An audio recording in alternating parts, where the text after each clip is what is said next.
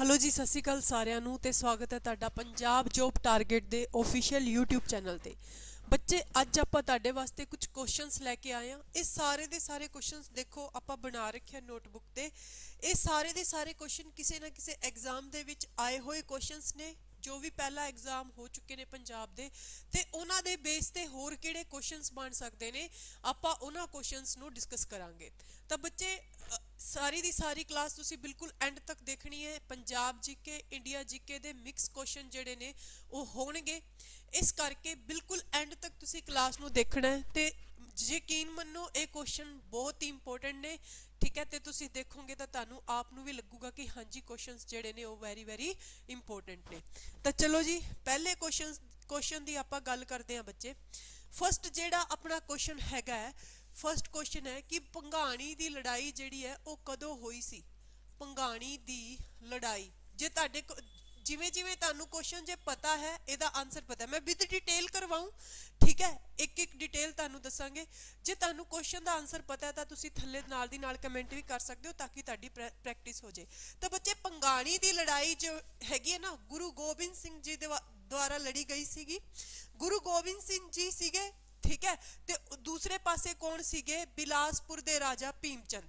Mainly जड़ियां starting वालियां Guru Gobind Singh ji दी लड़ाइयां हुई ने वो बिलासपुर दे राजा भीमचंद नाल ही हुई है। उन्होंने दगाबाजी भी करी सी, बाद च गुरु गोबिंद सिंह नाल मिले, उस तो बाद फिर उस दगेबाजी इन्होंने की सी भीमचंद जिहड़े राजा भीमचंद ने, ठीक है। तो भंगाणी की लड़ाई जे आपां गल करिए कि होई कदों सी, तो यह 1688 च होई सी। कदों होई सी? 1688। गुरु गोबिंद सिंह ते भीमचंद, राजा भीमचंद, बिलासपुर दे राजा भीमचंद दे विच हुई सी, जिहदे विच गुरु गोबिंद सिंह जी जिते सीगे। होर कुछ लड़ाइयां ने जिद्दां कि आनंदपुर साहब जी दी पहली लड़ाई, आनंदपुर साहब जी दी आनंदपुर किले की पहली लड़ाई पूछ लिया जाए या आनंदपुर साहब का पहला युद्ध पूछ लिया जाए तो 1701 विच होया सी जी। आनंदपुर साहब जी का पहला युद्ध पूछ लिया जाए 1701 विच होया सी। उदा ही आनंदपुर साहब का दूजा युद्ध पूछ लिया जाए, तुहाडे तो पूछ लिया जाए तो तुसी दसोगे 1704 विच होया सी।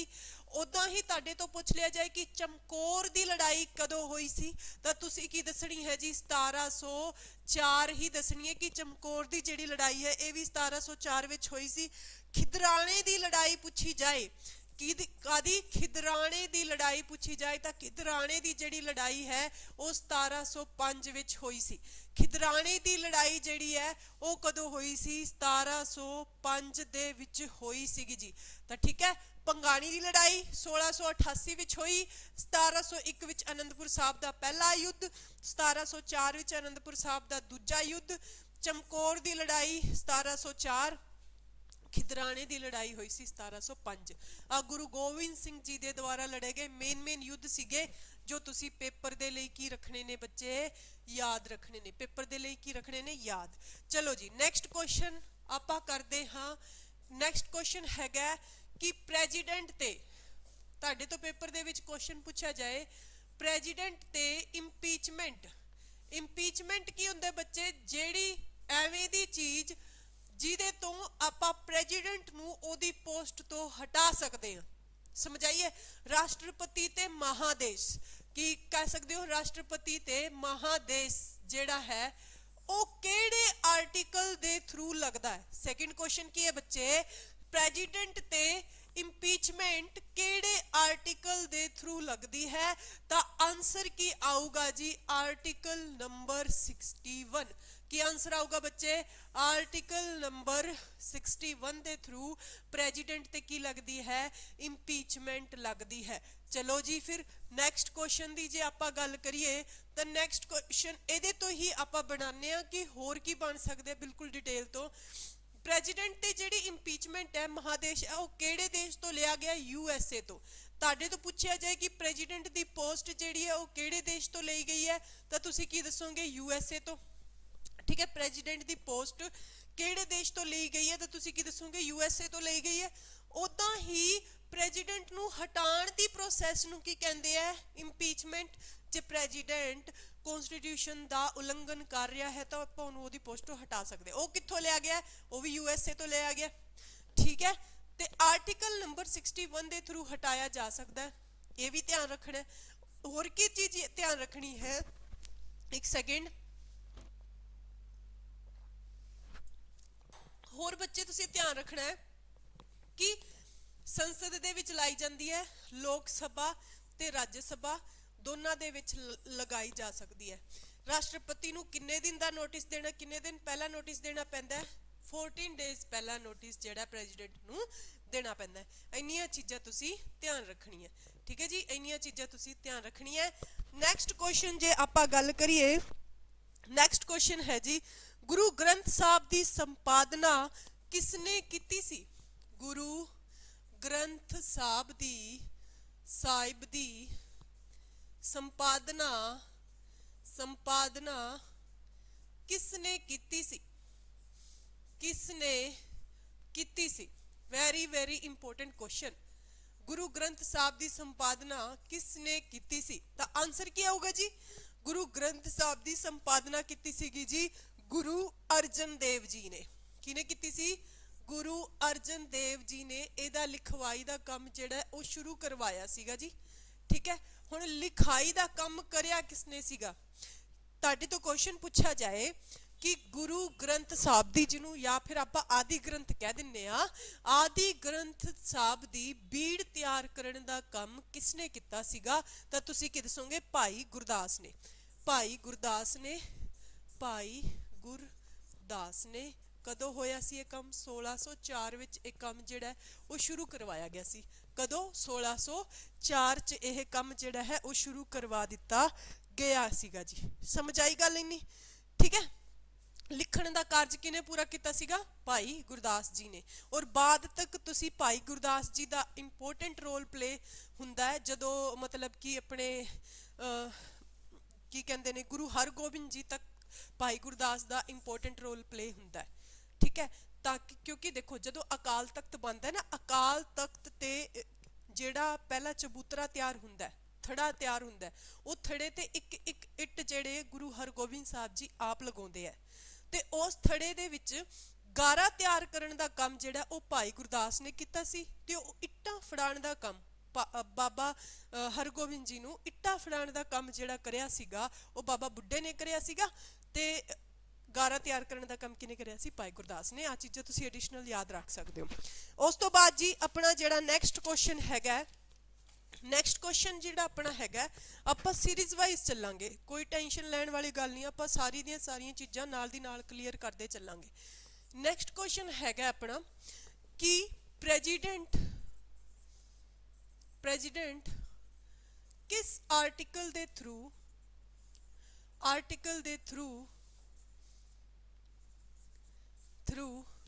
ਸੰਸਦ ਦੀ ਜੁਆਇੰਟ ਮੀਟਿੰਗ ਬੁਲਾਉਂਦਾ? ਯਾਨੀ ਕਿ ਸੰਸਦ ਦੀ ਜੁਆਇੰਟ ਮੀਟਿੰਗ ਜਿਹੜੀ ਹੈ ਉਹ ਕਿਹੜੇ ਆਰਟੀਕਲ ਦੇ ਥਰੂ ਬੁਲਾ ਸਕਦਾ? ਤਾਂ ਤੁਸੀਂ ਆਨਸਰ ਕੀ ਦੇਣਾ ਹੈ ਜੀ? ਸਭ ਤੋਂ ਪਹਿਲਾਂ ਤਾਂ ਆਰਟੀਕਲ ਨੰਬਰ 108 ਦੇ ਥਰੂ। ਕੀ ਆਨਸਰ ਦੇਣਾ? ਆਰਟੀਕਲ ਨੰਬਰ 108 ਦੇ ਥਰੂ ਪ੍ਰੈਜ਼ੀਡੈਂਟ ਕੀ ਕਰਦਾ ਹੈ? ਉਹ ਜੁਆਇੰਟ ਮੀਟਿੰਗ ਬੁਲਾ ਸਕਦਾ ਹੈ। ਕਿਹਦੀ? ਸੰਸਦ ਦੀ। ਸੰਸਦ ਦੇ ਵਿੱਚ ਦੋ ਸਦਨ ਹੁੰਦੇ ਨੇ, ਦੋ ਹਾਊਸ ਹੁੰਦੇ ਨੇ, ਲੋਕ ਸਭਾ ਤੇ ਇੱਕ ਰਾਜ ਸਭਾ, ਠੀਕ ਹੈ। ਲੋਕ ਸਭਾ ਤੇ ਰਾਜ ਸਭਾ, ਠੀਕ ਹੈ। ਬਾਈ ਕੈਮਰਲ ਜਾਂ ਦਵੀ ਸਦਨ ਜਿਹਨੂੰ ਕਹਿੰਦੇ ਆ। ਬਾਈ ਕੈਮਰਲ ਕਿਹਨੂੰ ਕਹਿੰਦੇ ਆ? ਕਿ ਜਿਹਦੇ ਵਿੱਚ ਦੋ ਹਾਊਸ ਹੋਣ, ਤੇ ਆਪਣੇ ਕੋਲੇ ਕੀ ਹੈ? ਦੋ ਹਾਊਸ ਨੇ, ਲੋਕ ਸਭਾ ਤੇ ਰਾਜ ਸਭਾ। ਹੁਣ ਕੋਈ ਵੀ ਬਿੱਲ ਪਾਸ ਹੋ ਰਿਹਾ, ਠੀਕ ਹੈ, ਜਨਰਲ ਬਿੱਲ ਦੀ ਜੇ ਆਪਾਂ ਗੱਲ ਕਰੀਏ ਜਾਂ ਕਾਮਨ ਬਿੱਲ ਦੀ ਗੱਲ ਕਰੀਏ ਜਾਂ ਸਧਾਰਨ ਵਿਧੇਇਕ ਜਿਹਨੂੰ ਕਹਿੰਦੇ ਆ, ਠੀਕ ਹੈ, ਇਹਨਾਂ ਤੇ ਵੀ ਆਪਾਂ ਜ਼ਿਕਰ ਕਰਾਂਗੇ। ਤਾਂ ਜਿਹੜਾ ਕੋਈ ਵੀ ਜਨਰਲ ਬਿੱਲ ਹੁੰਦਾ ਹੈ, ਚਾਹੇ ਉਹ ਲੋਕ ਸਭਾ ਵਿੱਚ ਵੀ ਆ ਸਕਦਾ ਤੇ ਰਾਜ ਸਭਾ ਵਿੱਚ ਵੀ ਆ ਸਕਦਾ। ਮੰਨ ਲਓ ਕਿ ਲੋਕ ਸਭਾ ਦੇ ਵਿੱਚ ਕੋਈ ਵੀ ਜਨਰਲ ਬਿੱਲ ਆਇਆ, ਠੀਕ ਹੈ, ਲੋਕ ਸਭਾ ਵਾਲਿਆਂ ਨੇ ਤਾਂ ਪਾਸ ਕਰਤਾ, ਬਟ ਰਾਜ ਸਭਾ ਵਾਲੇ ਉਹਦੇ ਤੇ ਅਟਕਾ ਕੇ ਬੈਠੇ ਹੈ, ਠੀਕ ਹੈ। ਬਟ ਉਸ ਬਿੱਲ ਨੂੰ ਪਾਸ ਕਰਵਾਉਣਾ ਬਹੁਤ ਜ਼ਿਆਦਾ ਜ਼ਰੂਰੀ ਹੈ, ਤਾਂ ਪ੍ਰੈਜ਼ੀਡੈਂਟ ਕੀ ਕਰਦਾ ਹੈ? ਆਪਣੀ ਇੱਕ ਪਾਵਰ ਦਾ ਯੂਜ਼ ਕਰ ਸਕਦਾ ਹੈ, ਜਿਹਦਾ ਨਾਮ ਕੀ ਹੈ? ਪ੍ਰੈਜ਼ੀਡੈਂਟ ਦੀ ਮਤਲਬ ਕਿ ਸੰਯੁਕਤ ਅਧਿਵੇਸ਼ਨ ਯਾਨੀ ਜੁਆਇੰਟ ਮੀਟਿੰਗ ਦੀ ਪਾਵਰ ਆਰਟੀਕਲ ਨੰਬਰ 108 ਦੇ ਥਰੂ ਉਹ ਦੋਨਾਂ ਸਦਨਾਂ ਨੂੰ ਬੁਲਵਾ ਕੇ ਉਹਨਾਂ ਦੀ ਆਪਸੀ ਰਜਾਮੰਦੀ ਨਾਲ ਬਿੱਲ ਨੂੰ ਪਾਸ ਕਰਵਾ ਸਕਦਾ ਹੈ। ਆਰਟੀਕਲ ਨੰਬਰ 108 ਦੇ ਥਰੂ, ਆਰਟੀਕਲ ਨੰਬਰ 108 ਦੇ ਥਰੂ, ਠੀਕ ਹੈ। ਨੈਕਸਟ ਕੁਐਸਚਨ ਹੈ ਜੀ, ਬਹੁਤ ਵਾਰ ਪੇਪਰ ਦੇ ਵਿੱਚ ਆਇਆ ਹੋਇਆ ਆਸਾਨ ਜਿਹਾ ਕੁਐਸਚਨ, महाराजा रणजीत सिंह, महाराजा रणजीत सिंह किस मिसल तो संबंध रखते सन? महाराजा रणजीत सिंह किस मिसल तो संबंध रखते सन? संबंध, संबंधित सन या संबंध रखते सन, कुछ भी लिख सकते हो तुसी, ठीक है, कुछ भी पूछा जा सकता है। तो केड़ी मिसल तो महाराजा रणजीत सिंह दा संबंध केड़ी मिसल तो है? तो आंसर की दोगे तुसी? शुक्र चकिया मिसल, शुक्र चकिया मिसल तो संबंध रखते सन महाराजा रणजीत सिंह। शुक्र चकिया मिसल दे वाली वारिस कौन सी, यानी कि सब तो पहला शुक्र चकिया मिसल जिहड़ी है वो स्थापित किने कीती सी? बुद्ध सिंह ने। किने कीती सी जी? बुद्ध सिंह जी ने शुक्र चकिया मिसल जिहड़ी है वो स्थापित कीती सी। बाकी महाराजा रणजीत सिंह की जे गल करिए तो हौली हौली सब मिसलों नूं इन्हां ने इकट्ठा कर लिया सी। चाहे किसी मिसल नाल इन्हां ने किसी मिसल की कुड़ी नाल इन्हां ने विआह कर लिया सी, यानी कि उस मिसल के वाली वारस की कुड़ी नाल, या फिर आपसी भाईचारे नाल इन्हां ने सारिया मिसलों नूं इकट्ठा करने का काम करिया सीगा। किने? महाराजा रणजीत सिंह ने। और पंजाब विच खालसा राज जिहड़ा सी वो सब तो ज़्यादा विस्तृत सीगा कदों? महाराजा रणजीत सिंह जी दे समय ते, ठीक है। उस तो बाद नैक्सट क्वेश्चन है, फिरोजपुर की स्थापना किसने की सी? नैक्सट क्वेश्चन की है जी? फिरोजपुर की स्थापना, पुर दी स्थापना, दी स्थापना, स्थापना किसने की सी? किसने की सी? फिरोजपुर की स्थापना किसने की सी? तो देखो फिरोजपुर की स्थापना की सी जी फिरोज शाह तुगलक ने। फिरोज शाह तुगलक ने की सीगी। फिरोजपुर की स्थापना की गई सी फिरोज शाह तुगलक द्वारा। फिरोजपुर नूं शहीदां दी नगरी भी कहा जाता है। शहीदां दी नगरी दे नाम तो भी फिरोजपुर नूं जानिया जाता है। इत्थे भगत सिंह, शहीद भगत सिंह, सुखदेव सिंह, सुखदेव सिंह ते राजगुरु, राजगुरु की समाधि भी बनाई हुई है, ठीक है। राजगुरु की समाधि भी बनाई हुई है, यानी कि कबरां जिहड़ियां ने इन्हां दियां इत्थे ही ने, कबरां जिहड़ियां ने फिरोजपुर विच ने, ठीक है। नैक्सट क्वेश्चन है जी 2006 विच केड़ा पंजाब दा 19वां जिला बनिया? Very very important question. 2006 विच केड़ा पंजाब दा नवां जिला बनिया सी? नवां जिला बनिया सी 2006 विच केड़ा पंजाब दा? पेपर विच क्वेश्चन आया होया है, नवां नहीं 19वां भी लिखा होया आया सी पेपर दे विच। ये 19वां जिला बनिया सीगा ते एदा आंसर की आऊगा जी? तरन तारन। तरन तारन 2006 विच 19वां जिला बनिया पंजाब दा। इनू अमृतसर तो, ठीक है, अमृतसर तो कढ़ के नवां जिला बनाया गया सी जी। कित्थों कढ़ के? श्री अमृतसर साहब तो कढ़ के इनू नवां जिला बनाया गया। हुण अमृतसर तो कढ़ के नवां जिला तो बनाया गया, इसकी कुछ खासियत देखिए आपां तां अमृतसर नू सिखां दे पंजवें गुरु श्री अर्जन देव जी ने वसाया सी। किसने वसाया सी?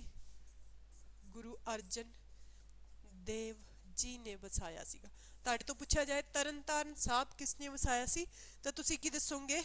गुरु अर्जन देव जी ने वसाया सी, ठीक है।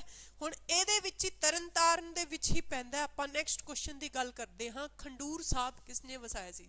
खंडूर साहब तरन तारन साहब विखे ही एक पिंड है, हुण एक कस्बा बन चुकिया है। तो खंडूर साहब किस गुरु साहबान ने वसाया सीगा तो तुसी दसोगे जी गुरु अंगद देव जी ने वसाया सी। किने वसाया सी जी? गुरु अंगद देव जी ने खंडूर साहब वसाया सीगा, ठीक है जी, जो जिला तरन तारन साहब दे विच ही पैंदा है। नैक्सट क्वेश्चन की जे आपां गल करिए तो अपना नैक्सट क्वेश्चन है बच्चे, नैक्सट क्वेश्चन इज तुहाडे तो पूछा जाए कि सूरज दा प्रकाश, सूरज दा प्रकाश, सूरज दी रोशनी लिख लो, चाहे सूरज दियां किरणां भी पूछा जा सकता है, सूरज दा प्रकाश भी पूछा सकता है। धरती ते पहुंचण लई, धरती ते पहुंचण लई किन्ना समा लगदा है, लई किन्ना समा लगदा है, ठीक है। किन्ना समा लगदा है, तो की आंसर आऊगा? सूरज की रोशनी धरती ते पहुंचण लई किन्ना समा लगदा है? 8 minute 8 minute 16.6 second, 8 minute 16.6 second लगते। कितना टाइम लगता है जी? 8 मिनट 16.6 सैकेंड, ध्यान रखियो, ठीक है, इन्ना समा लगता है। उस तो बाद नैक्सट पॉइंट आपां जे गल करिए, सूरज ते सब तो वध केड़ी गैस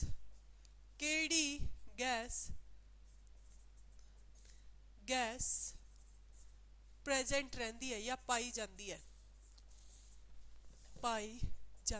है? सूरज ते सब तो ज़्यादा वध केड़ी गैस जिहड़ी है वो पाई जाती है। तो सूरज ते केड़ी गैस हुंदी है? सूरज ते केड़ी गैस पाई जाती है? तो तुसीं दसोगे हाइड्रोजन। यानी कि अर्थ ते या वायुमंडल ते पूछा जाए, एटमोसफेयर ते पूछा जाए, तो एटमोसफेयर च हुंदी है नाइट्रोजन।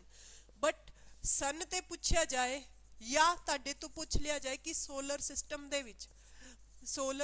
दे विच सब तो वधेरी गैस केड़ी हुंदी है, तो तुसीं की दसोगे हाइड्रोजन। किन्नी हुंदी है? 71%। अदरवाइज एटमोसफेयर की जे आपां गल करिए तो एटमोसफेयर दे विच सब तो वध जिहड़ी गैस हुंदी है वो हुंदी है जी केड़ी?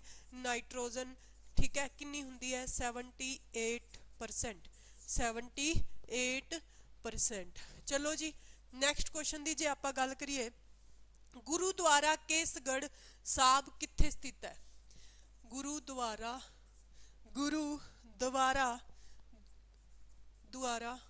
केसगढ़ साहब कित्थे स्थित है? साहब कित्थे स्थित है, ठीक है, कित्थे स्थित है? तो गुरुद्वारा केसगढ़ साहब तुहानू पता है जी आनंदपुर साहब विखे स्थित है, ठीक है। धार्मिक अस्थानां दे विचों आनंदपुर साहब दे जिन्ने भी धार्मिक अस्थान ने उन्हां विचों एक है ये, ठीक है, आनंदपुर साहब, ठीक है। गुरु गोबिंद सिंह जी द्वारा बसाया गया आनंदपुर साहब किने बसाया सी? गुरु तेग बहादुर जी ने, ठीक है। किने बसाया सी? गुरु तेग बहादुर साहब जी ने। खालसा पंथ की स्थापना गुरु गोबिंद सिंह जी ने आनंदपुर साहब विखे ही की सीगी। तो गुरुद्वारा केसगढ़ साहब कित्थे स्थित है? आनंदपुर साहब, ठीक है, क्लीयर है। तो आ सीगे अपने अज दे क्वेश्चन, कल फिर मिलते हैं सेम क्वेश्चन नाल। सारे क्वेश्चन इंपोर्टेंट है, कॉपी ते लिख लो जिवें असीं लिख रखे बहुत वधिया तरीके नाल, क्योंकि एग्जाम्स दे विच रिविजन करन दे टाइम ते तुसीं जरूर रिविजन करके जाइयो तो एग्जाम दे विच जरूर मिलणगे।